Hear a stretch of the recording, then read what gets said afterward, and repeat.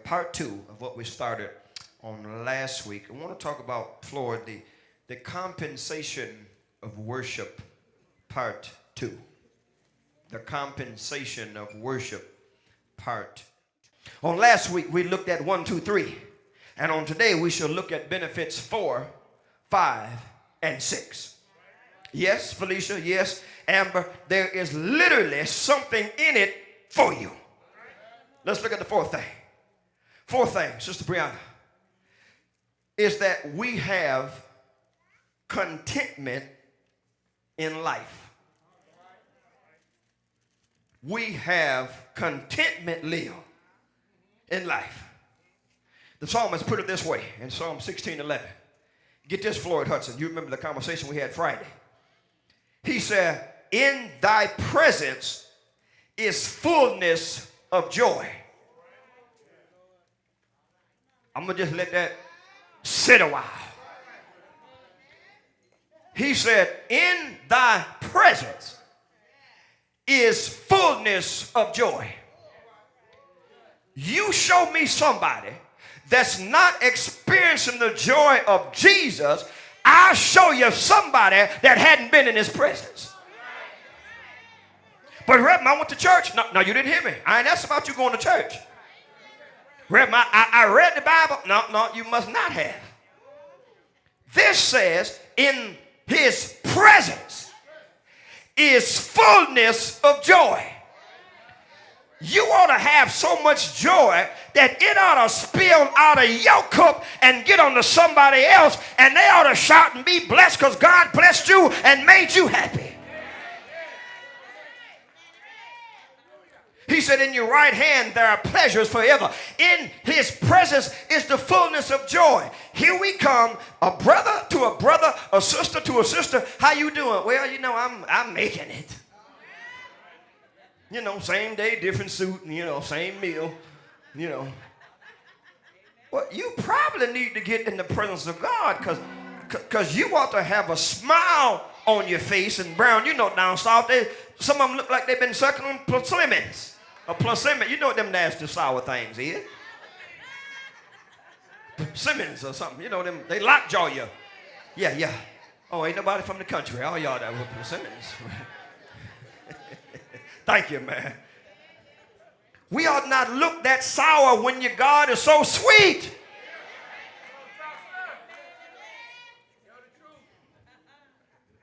Let me help y'all. Y'all don't know what persimmons is, and I can't pronounce it. Looking like the Lee sisters. Ugly and homely. Y'all know them.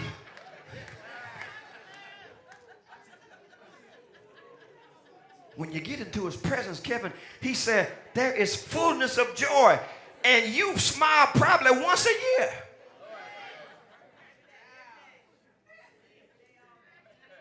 Who presence you been in? And then you wonder, why don't nobody want to be around you? Don't nobody want to be around all that ugly face? Because when your face ugly, stuff come out of you. Now your spirit going to be ugly, everything, your thoughts going to be ugly. Don't nobody want to be around you? That's why ugly people hang out with ugly people. They blend in. See ugly folk, you know, you don't see Miss America hanging out with the Miss Kalamazoo.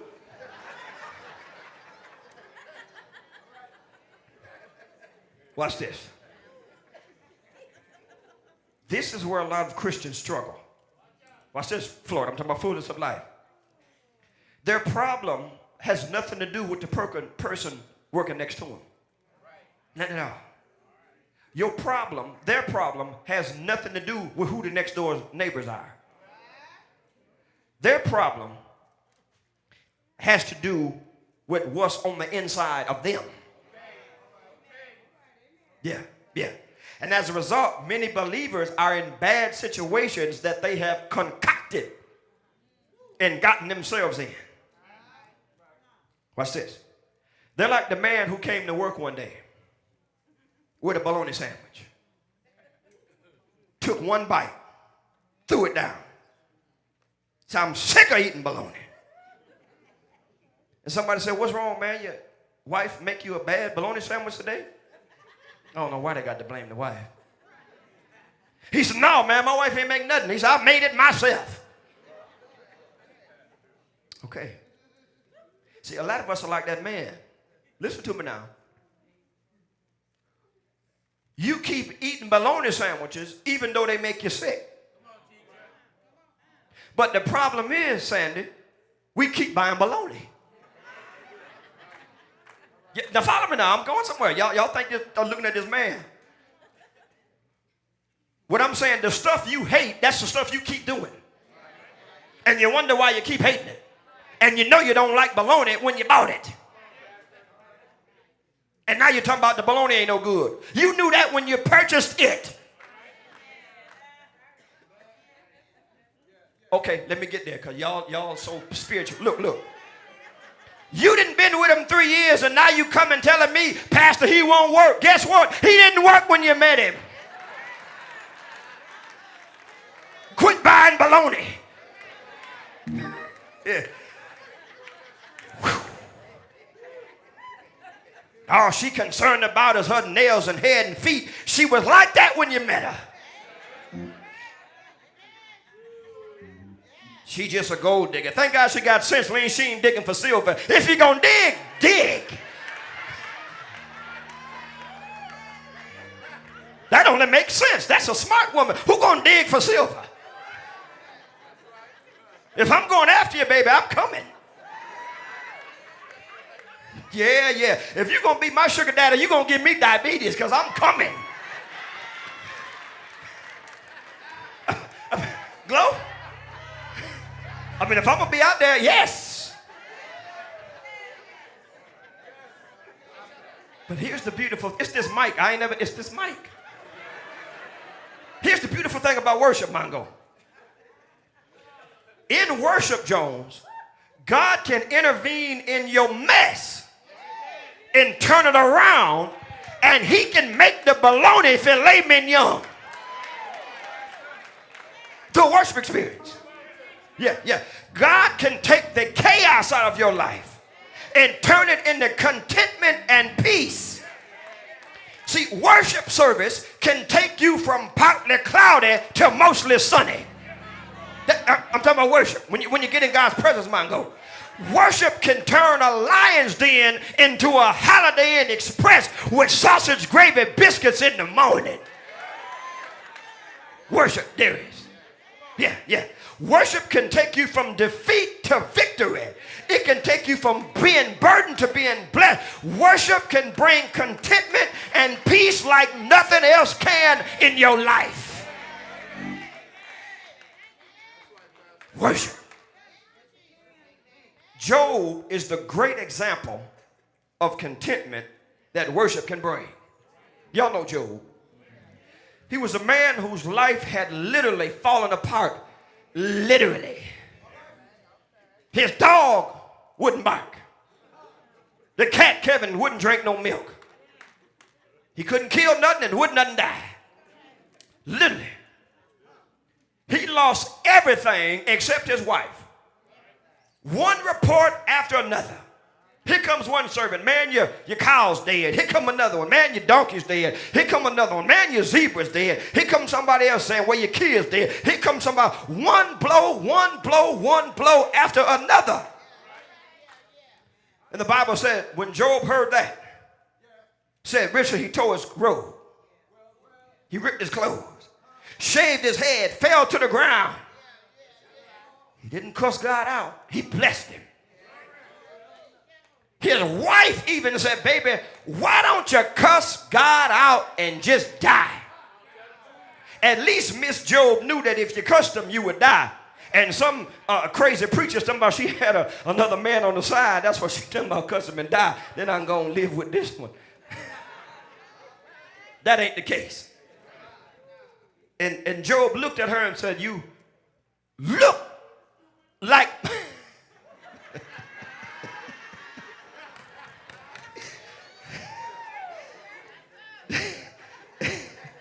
He said, you look like my wife. Say, you smell like my wife. So that's the kind of rubies that she normally wears around her neck. Said, but I'm having a problem focusing because you don't sound like my wife. He said, sweetie, I came here naked. He said, I'm going to leave here naked. He said, the Lord giveth and the Lord taketh away. He said, blessed be the name of God. Listen, y'all, everything Job had except his wife died. He fell to the ground and started worshiping the God of heaven and said, thank you for my wife. At least she here. I can have some more kids. I know y'all saying, Reverend, if that's the type of contentment, say, I don't want that. So, I don't want to lose everything. I don't want to lose everything to get inner peace. Oh, no. I'm not saying that. This is what I'm saying. I'm not saying that Job didn't have no distress. But what I am saying, Jimmy, is that Job knew where to turn when everything fell apart. Yeah. And because he knew where to turn, Glorious, God in every situation sustained him. What am I saying? God will sustain you. Well, Rev Nate, God will sustain you. Yeah, but you don't know. No. Listen to me. God will sustain you. David said it best, Richard. David said, look, he said, I am now old. He said, I have been young. He said, yet I have never seen the righteous forsaken, nor God's seed begging bread. If you God's child, if he has to use a raven, he'll feed you. If you God's child, if he has to use your enemy, somehow your rent will get paid. I'm telling you, if you're God's child, he'll show up right on time. Thank God for Jesus and thank God for being his child. God will sustain you in the midst of economic downtime. He'll sustain you if it got to rain down manna from heaven. God will sustain you. Oh, my brothers and my sisters, if we knew the contentment that only comes through worship, then Brenda K, downsizing wouldn't bother you. Because you will be spiritually discerned enough and say, I understand it. Say, God is only downsizing me here to upsize me over there. So praise God for Jesus. You see, when you content through worship, pink slips don't bother you.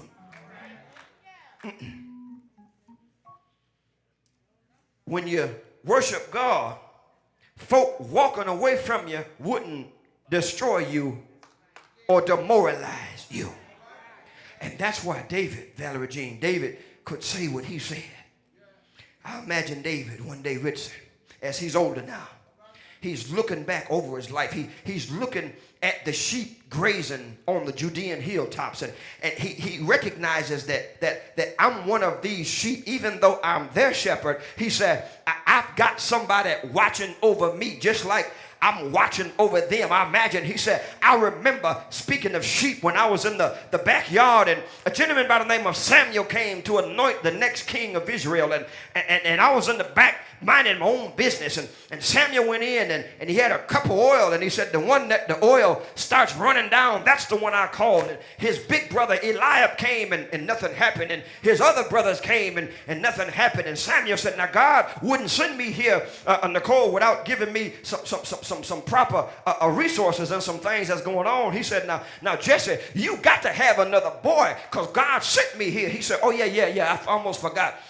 The youngest one, but he's stinking and messed up. He's back there with the sheep. Surely you don't want him to be the next king. He said, go get him. And little David, little freckle-faced, ruddy, pretty boy, the Bible. So he came in there, and Samuel did like this, and the oil never stopped running. I imagine David looked back over his life and said, God took me from tending sheep to be the greatest king over Israel. And I imagine David cleared his throat and said to the sheep, y'all listen up, you're going to be my congregation for the day. He said, listen, sheep, I need to tell you something. He said, the Lord is my shepherd, and because he's my shepherd, I shall not want. What he was saying, Mongo, is I'm content. Why? Because the Lord is my shepherd. I don't need nothing. He's got everything. If I need a doctor, he's that. If I need a lawyer, he's that. If I need a company keeper, he's that. If I need a midnight rider, he's that. If I need a friend, he's that. If I need healing, he's that. If I need deliverance, he's